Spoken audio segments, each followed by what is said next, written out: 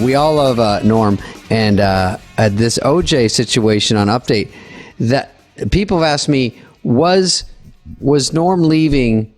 Was it a direct result? Because I think you were writing for Update with him, right? He was Absolutely, kind of the producer and co-writer with Norm. Yeah, you guys were like locked in a room doing it. That was all you guys. Yeah, Norm on Update was one of my successful projects at the show. Was one that it was entirely he was my candidate in a very crowded field, because the network had determined that they were not going to give Kevin another chance. I personally thought Kevin Nealon had been doing Update from the time Dennis left.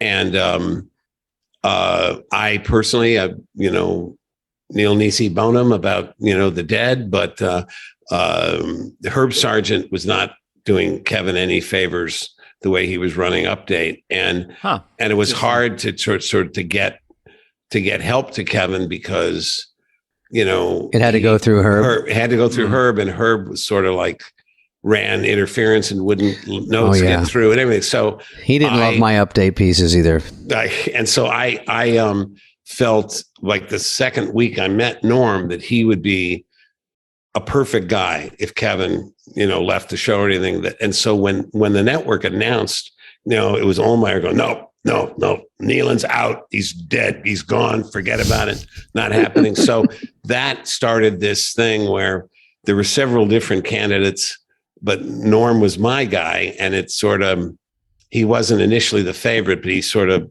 survived. And so as far as the OJ stuff is concerned, that, if you remember, the murders by persons as yet unknown happened in June of 1994, which is when we were having this meeting out in LA, which, by the way, ended. I was summoned out for the first time to have a notes meeting with, as head writer / producer of the show. And Lauren and I were out there at the NBC headquarters, and it was Don Ohlmeyer and Rick Ludwin and Warren Littlefield. I think Bernie Brillstein was in the meeting, I'm pretty sure. And so they were, and Ohlmeyer, they were very unhappy with the show because the ratings had dropped.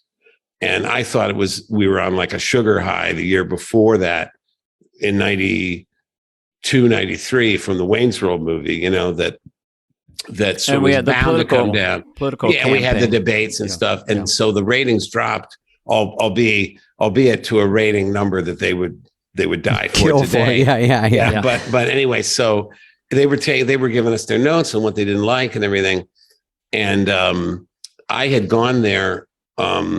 My marriage was falling apart because of the time at the show and stuff. And so I was sort of feeling like, I don't know if I want to keep doing this. So my attitude was, I'm not going to do anything to save my job. I'm not going to beg or plead or agree to I'm going to just tell them what I think. And if they don't like it, it's just as 6-1 to me if I get fired or not.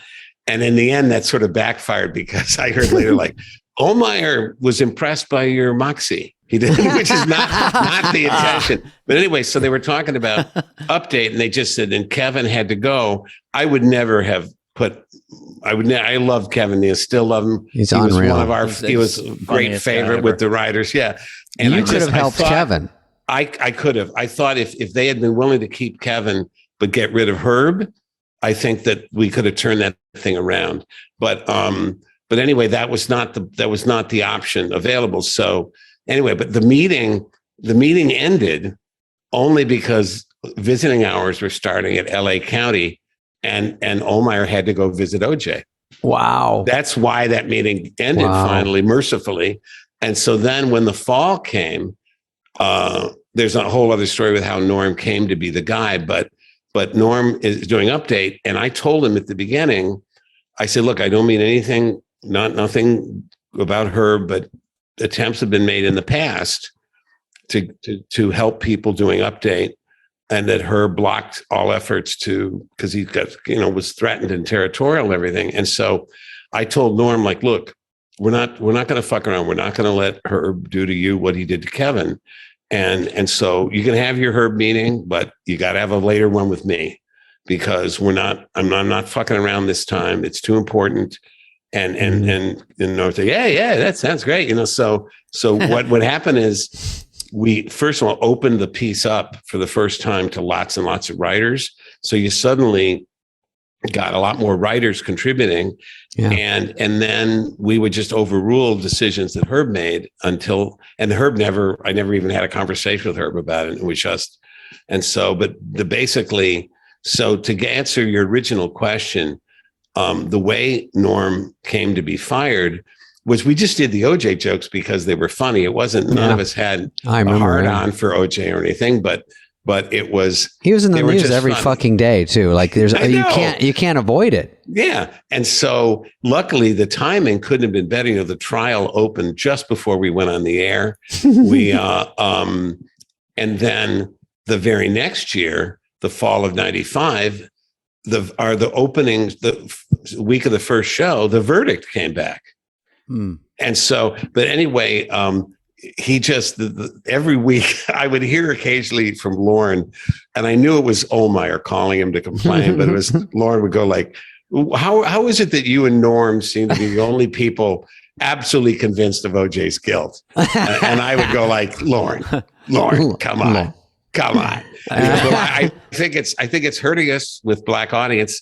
And I said, first of all, we have no black audience. The glove was very small. And second, I think it could only help us because black people know that OJ did it. Come on.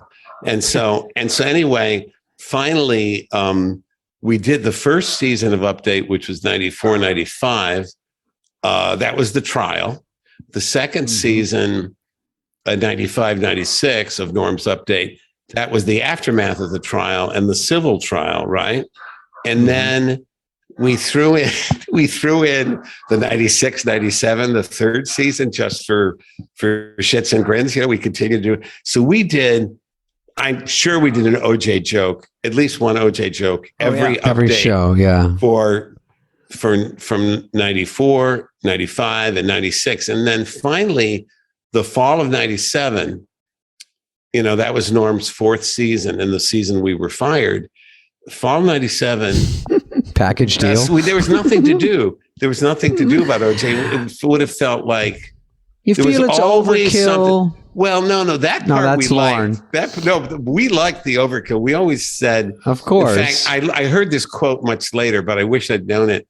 Joseph Stalin, someone comedy people don't normally quote, but Joseph Stalin said, quantity has a quality all its own. That was like the David Hasselhoff jokes too. Yeah. Yeah, that's right. Well, we love, and let me just finish. So we opened that season, the fall 97, right? Spring 98. We didn't do any OJ jokes. We didn't do any OJ jokes for the first 8 shows. Wow. And then the Christmas, it was a long stretch of it was like the bombardment has stopped. And then suddenly I think they stopped. They have stopped. It's peace in the valley. And then on the 8th show, we did 2 OJ jokes because there was the one thing about Latrell Sprewell. Remember, he was playing for the Knicks and he went nuts in a practice. He choked the coach. PJ Carlissimo. Choked. Yeah. So we did a joke about Johnny, and he hired Johnny Cochran as his attorney. And so we did a joke about it, and Cochran has vowed to find the real choker. And then there was OJ. If you remember this one, OJ was in a restaurant in Brentwood, and his presence was bothering some of the other patrons. So the manager of the restaurant said, Mr. Simpson, some of our customers have they're concerned, and we were wondering if you wouldn't mind leaving. And so OJ sued the restaurant, but got something like $300, like a free dinner or something. So we did. Our joke was, in addition, the restaurant must now set up individual or separate murderer and non-murderer sections. I know. So. Well, this week, after a Los Angeles restaurant refused to seat him, O.J. Simpson demanded and got $500 in compensation. In addition, the restaurant must now offer separate murderer and non-murderer sections. 5